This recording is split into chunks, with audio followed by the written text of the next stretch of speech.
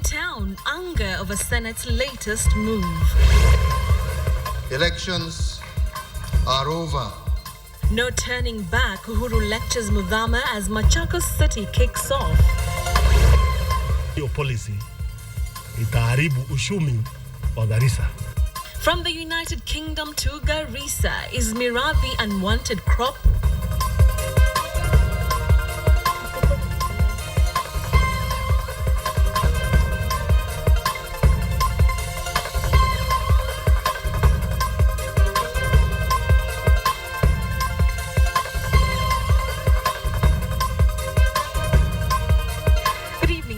Joining us on Friday Briefing, the bulletin you need to usher in the weekend.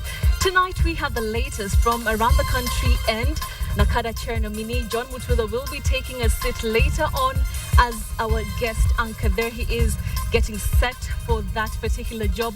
Not forgetting Willis the Word Master, who is already on standby for the unique Mind Your Language segment. That is coming up in just a short while. But first, let's take a look at our top stories tonight.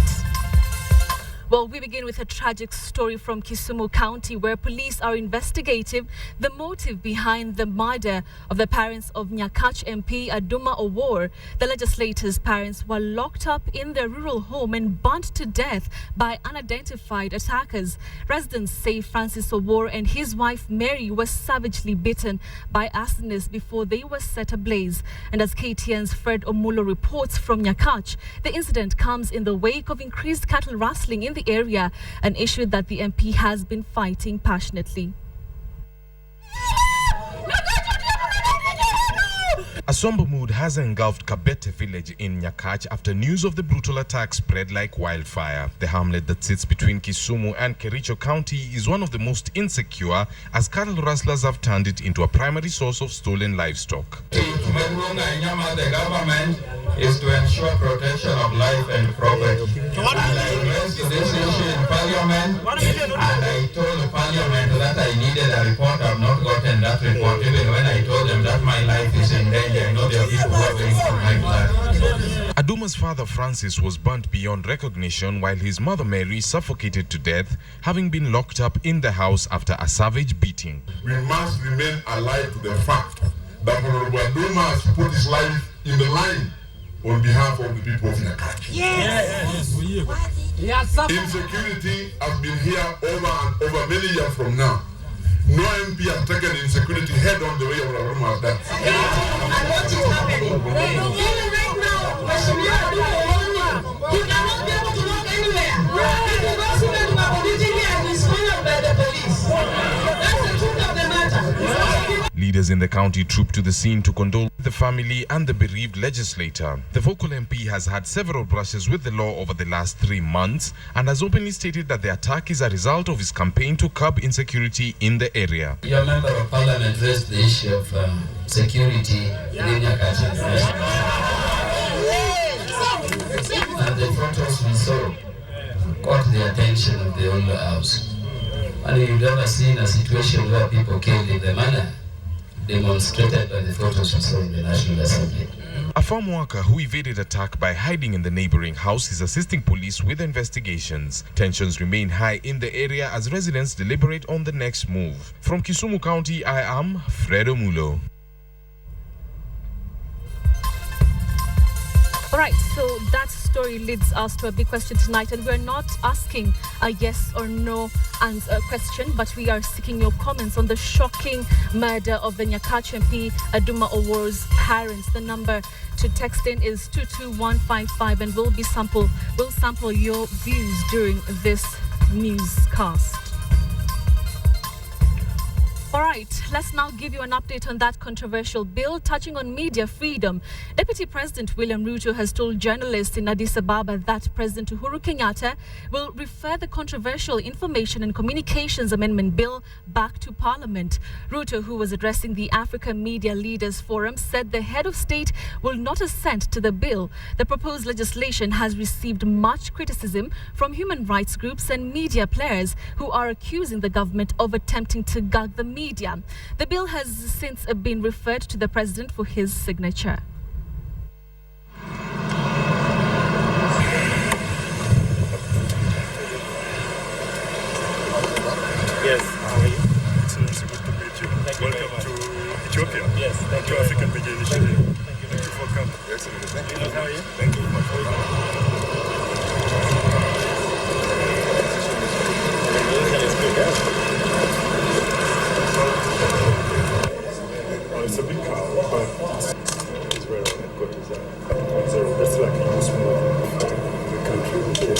They're absolutely delegates from the Moi University. We started. Reports on what the county's governor says will be a game changer.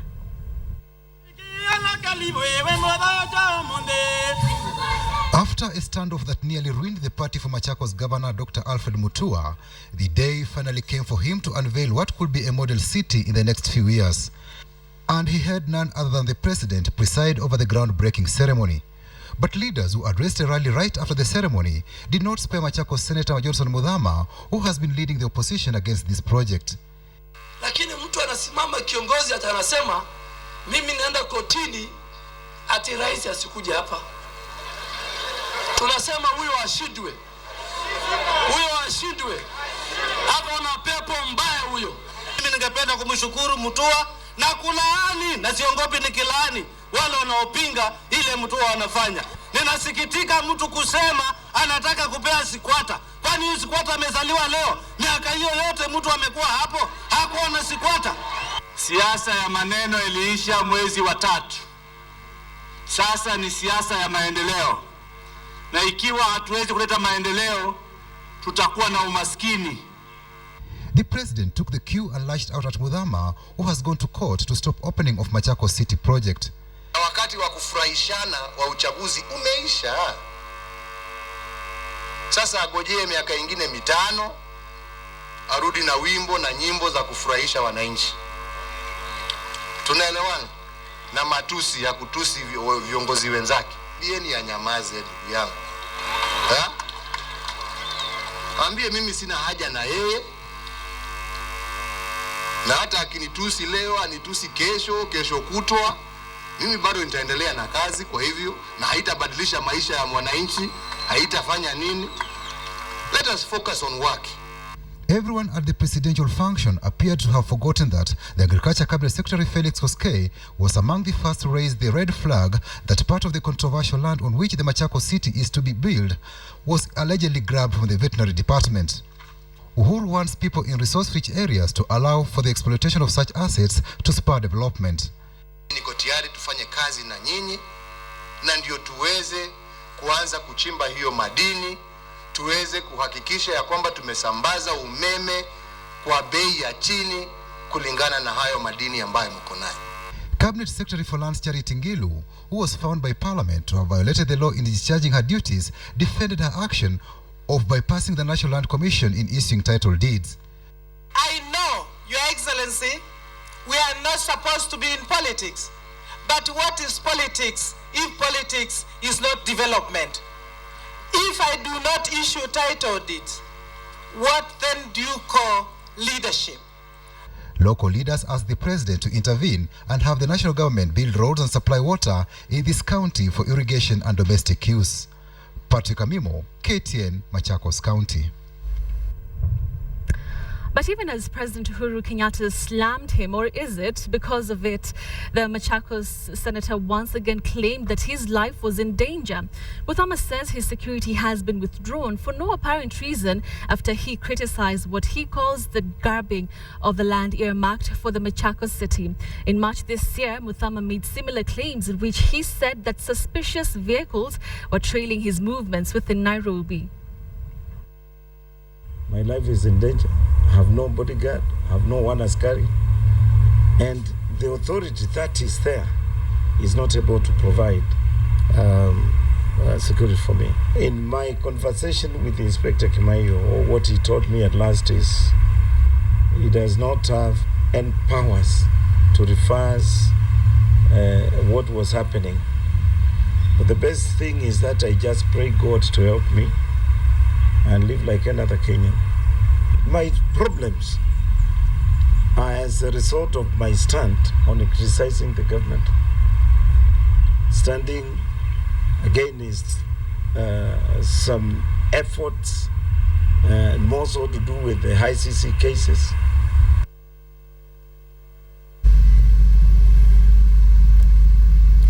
Now here in Nairobi, the Senate has once again locked horns with governors in a bill seeking to curtail the powers and concessions of governors. Governors will be ranked 8th, a step below the senators, in a new pecking order proposed in the bill, something that governors seem to have a big problem with. And joining me in studio right now is Wajir Governor Ahmed Abdullahi. Thank you very much for joining us, sir. Thank you for having me. All right, the story we'll just see in a short while. I mean, what's the big deal with who has what title, who can have a national flag where? Is there really a big deal on that? I do not think so, but I think it's a question of the motive. I think these are side issues. There was an exercise that was done by the SRC prior to the elections that clarified a lot of these things in terms of not so much hierarchy, but the responsibility levels for everyone. And what seems to be happening is that the legislative arm seems to be, using its legislative, powers, to sort of invert the pyramid, as it were. And I think at a time when county governments are setting up and governors are grappling with issues of setting up their structures and taking off the ground, it is an unnecessary diversionary, thing to have all these protocol and hierarchy contests between senators and governors, senators and MPs. I think people are trying to change, the law and sort of expand their sphere of influence and power, without regard to what it really ought to be in law. So is there a drift in terms of the governors who are advocating for it and others who are not, or is it like they are in unison spearheading this? I do not think that we've taken a position as a Council of Governors on this. There are more other important issues to deal with, but our concern is that instead of Senate legislating to strengthen, the county governments, they seem to be engaging in sideshows as far as we're concerned. The issue of flags. I mean, no governor went into a shop to buy a flag. That was a transitional arrangement that was, I'm sure, thought of beforehand, and governors were sworn in and given the flags to fly. I think we shouldn't really be spending a lot of time on this. There are other issues to be dealt with, but we see a lot more of legislative power being used to curtail devolution, and undermining the authority of governors in the counties is part of that. There's also the issue of the County Development Board, which was, in our view, Senate trying to claw back executive power from governors in a way that is not consultative, without the input of governors. All right. Now, in essence, the senators and governors should be working together for the good of these counties. At what point will we see both sections coming together for the counties? I think a lot of governors and senators work together in a very good way, in a harmonious way, in their counties. But what seems to be happening with respect to this institutional fight is maybe a couple of senators who have issues with their governors will bring the issue, and there's a little bit of birds of a feather flocking together sort of thing. But I don't think that there is a major issue really between senators and governors in most of the counties. Of course, this is also determined by things that happened in a way, who campaigned against who or who campaigned for who in some of the counties. We see that coming into play, and personality issues. Some people play personal rivalry in a way that might not be conducive, but long and short of it is that senators and governors need to work together. Governors and their MPs need to work together, and governors and their county assembly members also need to work together, and the county governments also need to work with national government and resolve issues in amicable ways, so that we can make progress. Let's talk about more pressing issues. Apart from all these sideshows we're seeing, the counties have not yet submitted their revised budgets to the Controller of Budget yet. What is that all about? You remember initially there was the issue of how hurriedly these budgets were prepared by most of the counties, and the Controller of Budgets raised issues with respect to the huge deficits in some of the budgets. And ideally, as long as the budget deficit is explainable, it shouldn't be an issue. But subsequent to the issues raised by the controller, we decided that for this first year, because we had so many other issues, especially all these side issues being raised, we would want to zeroize our deficits and eliminate them. You know, every county was required to sort of do that.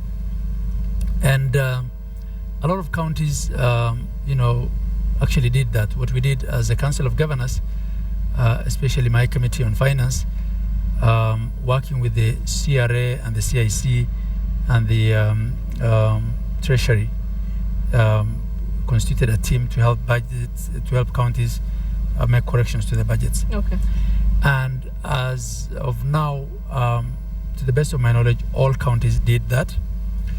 But what has happened in some of the counties is that the assemblies went on, strike, as it were, or recess. Yes. Whereas some, came back purposely to see through this agenda. Others have not.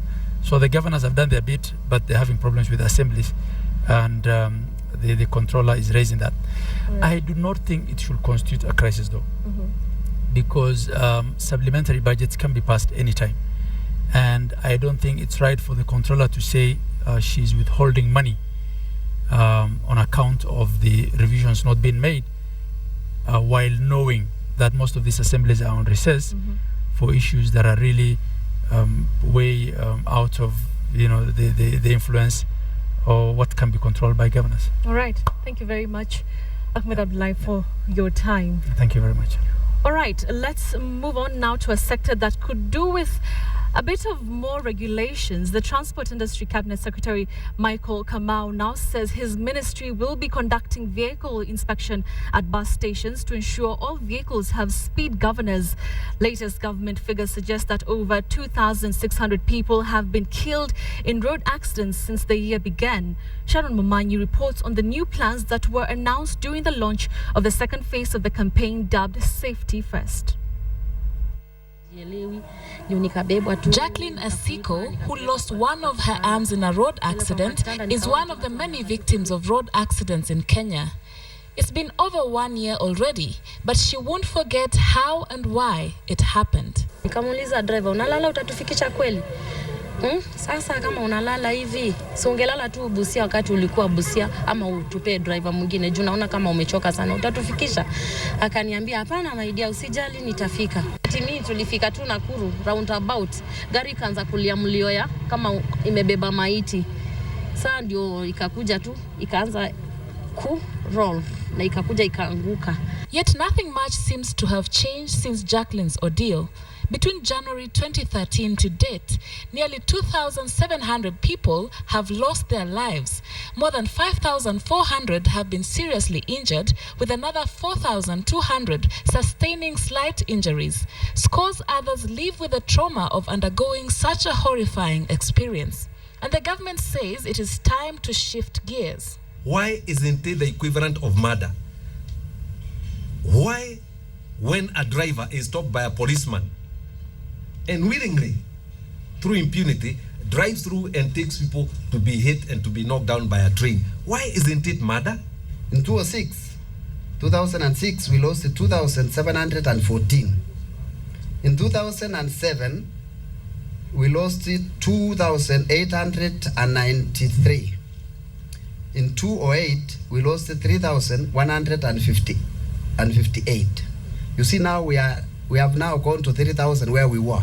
This occasion was the start of phase 2 of the Safety First campaign, a joint venture by the National Transport and Safety Authority, the Judiciary, the Traffic Police, the Prisons Department, and vehicle owners. It is not that the matatu drivers are not good drivers. They are the best drivers.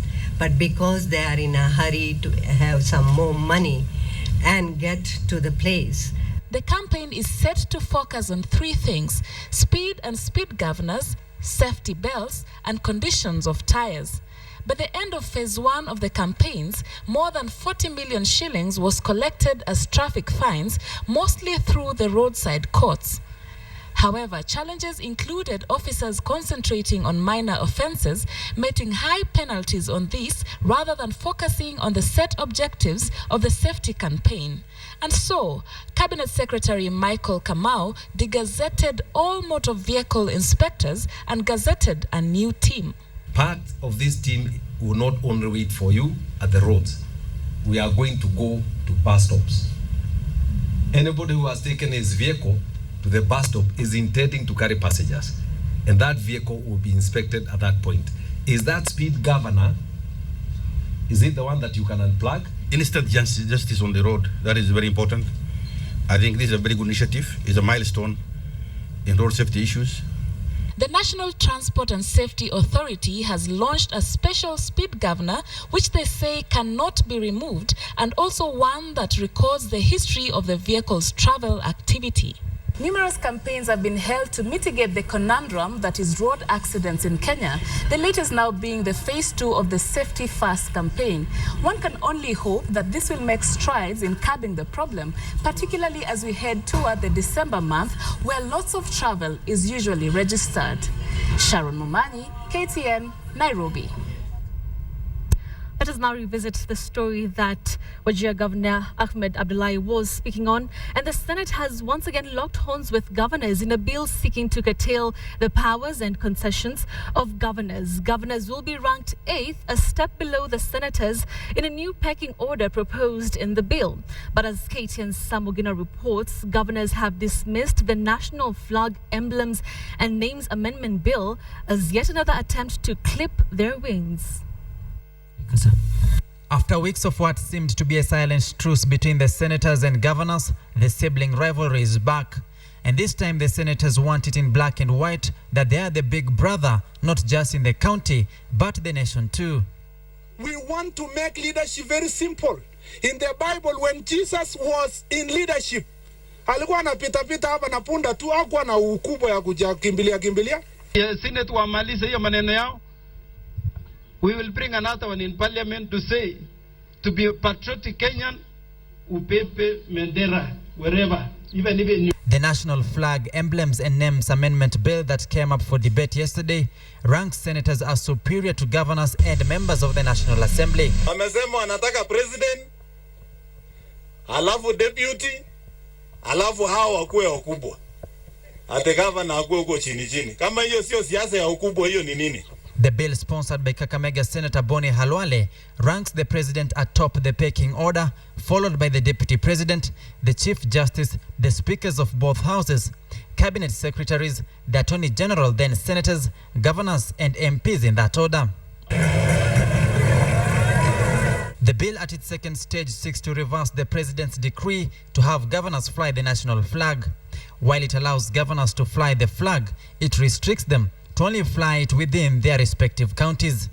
Lakini mambo ya kutembea kila mahali na kusumbua raia na matitles nini lazima mupigie mimi saluti, hiyo kwisha. Ni wale wanafanya siasa ya ukubwa ni maseneta hawa. Hawa ndio wameweka bill kwa bunge, kwa Senate. Senators want flying of the flag to be a preserve of the presidency, the chief justice and the house speakers alone. Equally, they want governors stripped of the title His Excellency, only to be used by the president. The senators argue that the bill will create sanity in ranking of state officers, but the governors are outraged. Mimi ningeomba leader ya majority ya Senate, tembelea hiyo watu, ongelesha hao wafanye kazi pamoja, vile mimi nafanya na senator yangu. The bill becomes yet another bump in the acrimonious relationship between the Senate, whose mandate is to protect the counties, and the 47 governors who are in charge of managing those very counties. Samugina, KTN.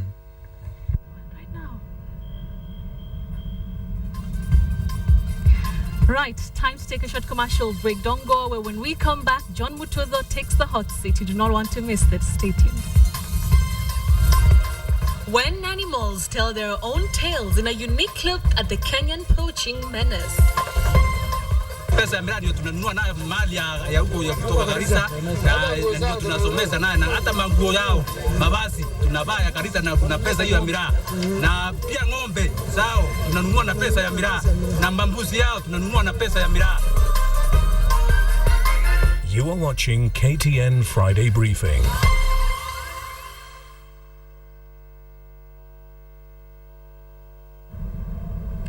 Welcome back to KTN Friday Briefing. Time for us to invite our guest anchor. Great to see you.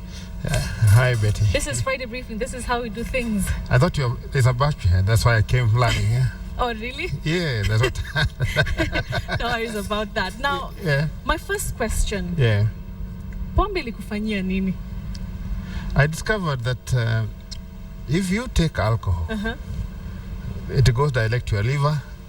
And one of the byproducts is called ketones, and then ketones destroy your brain. So you become true kichwa maji. That's a fact. Kichwa maji? Yeah, for real. So, but then particularly for you, did you have any experience? Yes. Such that it's sort of like you loathe it.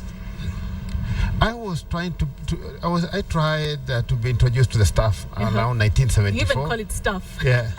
In 1974, yes. After a long spell of resisting, yes. From 1972, and I didn't like it. I tasted half a bottle of what was called export, a dumpy. It was a product of South African breweries then, and I didn't like it at that particular time. And from there on, I followed a series of tragedies associated with alcohol. Chief among them, I lost a brother at one point. And I've seen it all in terms of alcohol abusers and the rest of it. All right. Yeah. But many people would argue that, maybe for you didn't like it, but for them they actually look forward to Friday when they can have a drink or two. Yes, I really sympathize with them because you have a choice of beverages for you to take. Yes. Chief among them, the alcohol.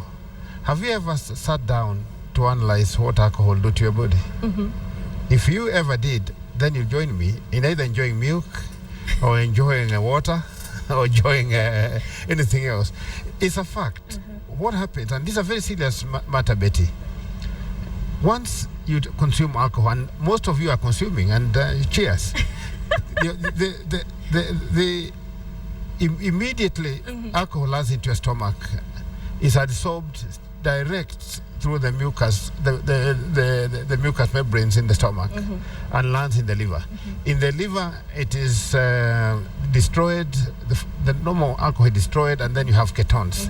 These ketones then, when they land in the brain, and your brain in normal situation has about 100 billion neurons, is destroyed in pits, such that if you did a scan today, and you have been drinking too much, you'll be shocked. And I want to dare you, if you have been drinking too much, just to go now and have yourself scanned, and then you see the spots. Those black spots are actually fluid, and fluid in Kiswahili is maji. Okay. And that is what makes you stagger, because like the pictures we are seeing. Because simply the brain can't coordinate your movement properly, and then you're losing your memory, and then the vital organs are not behaving too well, and then you're in trouble. All right. So compared to tea, compared to coffee, compared to anything else that you can drink, obviously you find alcohol is bad. Look at this footage. Yeah. Maybe they're really enjoying themselves. Yes, but it's enjoying it just like a kid playing with the fire or a sharp knife. Okay. You're going to injure yourself. All right. I know so many intellectuals who have injured themselves. I know so many people, even for the state, who are really a mess because of alcohol. Okay. People say, like I tweeted some questions that people wanted to ask you, and a number of people were saying, are you sure Mutuzo does not take alcohol undercover? I can stand here and swear, I rarely swear, that the last half a glass I took was in 1974 at a bar called Kagema in a place called Molo Tourist Center. It was a new bar, and it was a white export dumpy. half That a was- glass. that was the last time. it, period. So I've been around the world, over 70 countries. I've been to some of the finest parties. Yes. You call them bashes. I've been around and I've not tasted alcohol. Let's talk about your unceremonial exit from Nakada. How would you describe it? First of all, you need to understand Mutudho that and see him from 2010. Mm-hmm. Talking of exit or entry is just in your mind. Mutudho has been on from 2009. And I'm saying again here, if you know any pub now, right now, as I'm seated here, tell me they are open after 11. My number is well known to yourselves or through the email. I would just strike. Because I've been striking. All they did was to decorate me Chairman Nakada. And that Chairman Nakada is a bigger hassle to me. Yes. But notwithstanding, the government is committed, totally committed to management of alcohol. All right. So there are two pictures that I want to show you that have been doing rounds in social media, on social media. Yeah. Let's take a look at one here. Let's just wait for it. Okay, so let's stick there. This one says, Aki Uhuru, mbona kututesa? Afadhali VAT kuliko Mutudho. This was when you were appointed as... This is my favorite. Oh, you actually know about it? Somebody sent to me. And if this gentleman fears Mutudho this much, then he should do himself an honor. It's not only this gentleman. I'm sure there's so many Kenyans who feel the same. This particular one, he seems like he has missed his buza or something like that, or changa. But I think he realizes that he will not be damaged any further, and he's going to comply to the Mutudho laws. Are you seeing what the afadhali VAT kuliko Mutudho? Yeah, that means... Doesn't it disturb your heart? No, I celebrate. You celebrate? I celebrate because what I do is not Mutudhoism. What I do is I follow and help you follow the law. You help us follow the law. Yeah, and I point out at who is not doing it, who is doing it, who is not doing it. I point out at pubs which have not been have been open throughout. Places now like in Tataveta was there recently. A place called Russia. I've been all over. You've been all over. Yeah. All right. So this guy, truly, he's in too much pain. Yeah, but I wish I got hold of him. I wish I got hold of that guy, not really to punish him, but to make arrangements for his rehabilitation so that he can come to terms with himself. Okay, fine. So this is the other picture that I found very interesting. I don't know, have you seen this one? No, this one is new. Okay, so this one says John Mutudho eviction bash all over Kenya. It says keep walking, Johnny Walk. Have you seen this picture? This is not the eviction party after what happened this week. What can you say about it? And it's something that is going to happen in so many bars across town tonight. I'll get crushed most of them, and by Monday we'll meet in court. So what do you mean you'll get crushed? So if they don't have bouncers, they better get bouncers, or what? Mine are tougher. Mine are top of the world bouncers. So we'll get crushed. And when we get crushed on Monday will be a very long day for some of them. So better watch it. Don't drink beyond 11. That is Mutudho time when it expires. And tomorrow morning when you wake up, you have to wait up to 5. No, tomorrow is Saturday. Sorry. It's going to 2 p.m. And then you can enjoy your drink. So enjoy the bash, but remember, Mutudho may get crushed. You might get crushed. I like that. Okay, so it's time for you to introduce a story for our audience. And it's very interesting because it touches on something that you are also starting to, to pull a Mutudho on. And we'll be talking about Mira. That is the story on the auto cue. Just read it for our audience and we'll continue with our conversation in a few minutes. Start by introducing yourself. My name is Honorable John Mutudho, incoming chairman of Nakada. For the better part of this year, Mira farmers, traders and readers from the respective regions have recounted their pride. One authority after another has also come out, condemn Mira as a product that should be banned. And now, county governments are passing laws prescribing either heavy taxes or total control on the consumption of the crop. So which way? Mira, KTN's Catherine Omando reports on the latest troubles and the so-called green gold. Mira farmers began the year with fervent prayers that the United Kingdom would not shut them down or out. They lost round 1 and now are engaged in a spirited court battle to reverse the UK decision. But the latest onslaught from different counties against the crop has left farmers with a lot to chew on. Hata sisi tutafunga mali chetu tutakienda huko kwao. Watoto tunasomesha na miraa. Mambo yote tunafanya na pesa ya miraa. Kwa hivyo ikifungwa sisi tunaumia. Miraa traders and transporters woke up Monday to news that the Machakos County had passed a law imposing 10,000 shillings tax per trip for simply passing through the county. But Garissa County intends to take the war against the crop a step further. Katika kaunti hii wengi wanakula miraa. Na unaona mtu anafanya kazi. Kitambo apate hiyo kazi, apate faida kidogo, anakimbilia kununua miraa na kuketi chini kupotesha wakati yake. Machakos is not as big a market as Garissa, and producers and transporters of miraa are now very alarmed. It does not help in promoting cohesion in Kenya. It is retrogressive. It must be condemned by all right-thinking citizens of Kenya. Sisi tuko tayari kuzuia kuuza miraa. Na kufanya hivyo tunaweza kuweka ushuru ya hali ya juu ili watu watoroke kuuza miraa.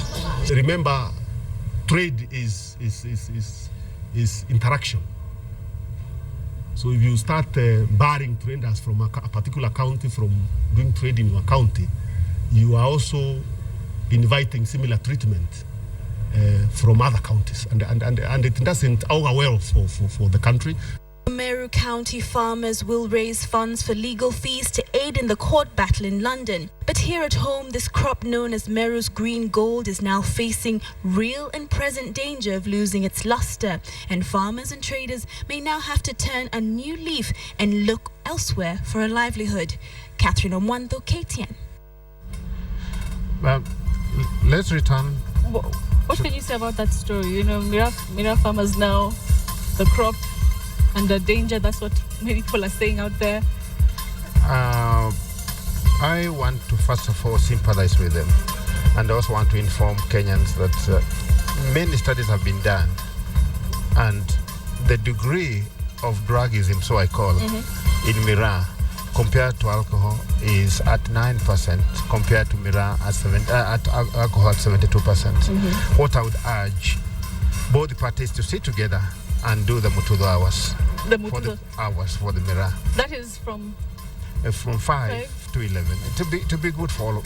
So what does that mean? If you're chewing miraa at 10:59, you better be. Will you have morality cops coming into your home or whatever you are to see if you're chewing miraa? The new regime of laws are such that the cops will no longer be very relevant to the public per se. But what happens is that once the consumers and the producers agree on the timing, then we come in and see at what point does cathinone or cathins, which is the active ingredient there, harm you. And then we'll estimate, do you need to chew for 4, 5 hours, or 3 hours, or 5 hours? I would ask both the governor, His Excellency the Governor of Meru, my friend Munya, and His Excellency the Governor of Garissa to sit together first of all. And I'm prepared to arbitrate between themselves so that they are not so hard. But I mean, miraa is a miraa from Nyambene Hills. It's not every other takataka that people are chewing around and then... So from 5 to 11. 5 to 11, yes. If you were to be the NACADA chairman, is that one of the things that you would try? Yes, I would try to persuade them to adopt that. And also over the weekend from 2 p.m. all the way to 11 p.m. And then they should pack it neatly, they should clean it, they should stop the lunacy of transporting it so violently. They should also consider miraa only from authorized areas and from authorized areas. Because if you did miraa and grew, and it can grow at Dadora grounds or the sewage plant, along the sewage plant, that is something very poisonous. So we better have miraa coming from the Nyambene Hills or any other site that will be agreed between the producers and the government and the others. Okay. Yeah. That is one vision. Now, we want you to introduce our business anchor in the business studio. Okay. It's Bonnie Tunya. This is the camera that you're supposed to use. Okay. You are watching KTN Friday briefing on this 8th day. Continue. Start. The business anchor Bonnie Tunya. You're watching KTN Friday briefing on this 8th day, and the anchor is going to be Boni Tunya, and the amateur introducing you is none other than Honorable John Mutuzo, the man who believes that you should be sober all the time. Welcome. Amazing, Mheshimiwa. But the question is, pombe ilikufanyia nini? And that's a question Betty should ask again. But in business, we'll go back to Machakos County, and we are looking at what are the economic benefits of Machakos City. Stay tuned. 1.5 trillion shillings set aside for the ambitious Machakos City. Tweet of the day, in association with Summit Malt.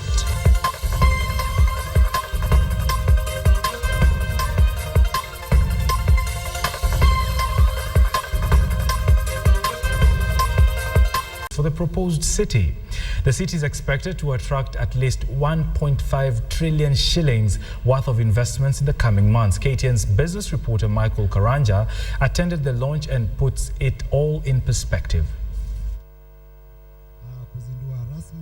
Maendeleo chap chap. That's the clarion call given by Machakos County Governor Dr. Alfred Mutua as he called on investors to think of the county as virgin territory to invest their money in. Your Excellency, what we are saying is that Machakos is a place to be. We are welcoming investors from Kenya, the region, and everywhere in the world to come to Machakos, a place where we do not frustrate but facilitate business. 2,200 acres has been set aside by the county to create the new city. Modeled around the explosion of the likes of Dubai and Abu Dhabi, Machakos County is looking to create a buzz that has already seen over 600 local and international investors commit to large projects. The list of investors includes Puta Mulei and Sons, who have committed 1.8 billion shillings in a new shopping and convention center. Nairobi Hospital has already begun work on a 2 billion shilling project to build a hospital and a medical training center within the county. Property developers Homex is thinking of investing 3 billion shillings in the real estate sector, while the Simba Corporation is to construct a 96-bed luxury hotel in the county. The park will have the first and only field amphitheater in the continent of Africa, so that we can have people coming here to perform and bring money and tourists to our country, Kenya. Attracting investment and optimizing opportunities to improve the lives of our people is a priority of the national government and the county governments. And this, indeed, is the way to proceed. Politics had threatened to scuttle the Machakos dream, with questions raised of the land used by the county to entice investors, something the National Land Commission was quick to rectify. We must now change our politics to focus on the politics of development. Elections are over, and this is the time to work together, regardless of party affiliations. With devolution taking root in the country, the national government is hoping other counties will replicate the well-guided investor programs such as Machakos to boost economic growth and empower citizens at the county level. Michael Karanja, KTN Business. Power generation firm Kengen has announced plans to set aside over 1,000 acres of land in Olkaria, that is in Nakuru County, for the construction of industries. The land, according to the Energy and Petroleum Cabinet Secretary Davis Chirchir, will be allocated to investors with huge power supply demands. Addressing trainees in a course on geothermal power, the minister indicated that plans were already underway to construct a railway line to the proposed site to improve access. Kengen says the move will cut power losses associated with current hydro-generated electricity. The government has set a target of 5,000 megawatts to be produced over the next 40 months, with most of the production targeting clean energy. Geothermal, which is currently produced in Kengen in Olkaria, is part of the new power mix. Geothermal to the grid at about 8 cents US. It's actually helping to stabilize and bring the cost of power down in Kenya. So the more power we put into the grid on geothermal, the more 8 cents US cost of power is on the grid. And we are able to basically levy a small cost to deliver that power to the customer. And you can see we can easily achieve the 10 cents, under 10 cents US. You will soon be paying online for all government services. Earlier today, President Kenyatta directed that systems be put in place to ensure no cash changes hands in transactions involving the government. He says the move will improve accountability. Here now is KTN's Joy Doreen Bira with that story. Again, in line with our process of digitizing government, that there will be no more payments in cash, and all payments for government services will be made through a digital platform as of 1st of April. Speaking during the launch of the 12th IBM Research Lab in Nairobi, President Kenyatta underlined the need to digitize government systems that will ease the process of procurement and attract investment. According to the Treasury, nearly 300 billion Kenya shillings is lost annually to corruption networks in public procurement processes. The reason why this is being done, I think, is very obvious. One, it helps us arrest any leakages of, our revenue to government, hasten the speed of services, because you pay for services electronically. This happens very fast, and you are able to be served very fast. And most importantly, of course, is to ensure that all the revenue that the government collects gets to the destination called Kenya Revenue Authority. President Kenyatta's announcement of digitizing payment of public services only means better opportunities for the young, youthful entrepreneurs in Kenya who have been announced as the most innovative on the African continent. ICT advances such as the IBM Research Lab underlines Kenya's goal of being top ICT country in Africa. So we want to address Africa's grand challenges. Think about medical health care, think about education, think about agriculture, access to safe water, sanitation, energy. Those are the areas that we're going to address through commercially viable innovation that will impact people's lives.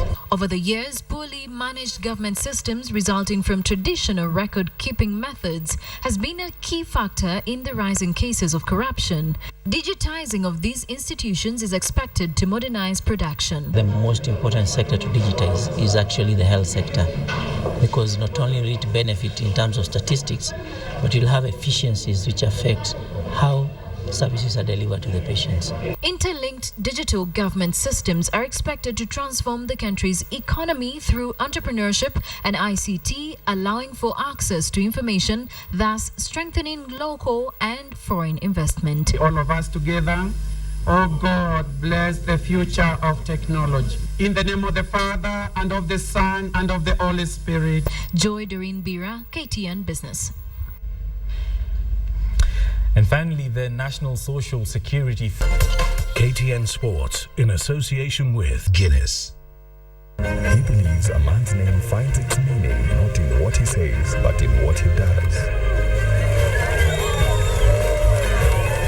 A name that is made of more.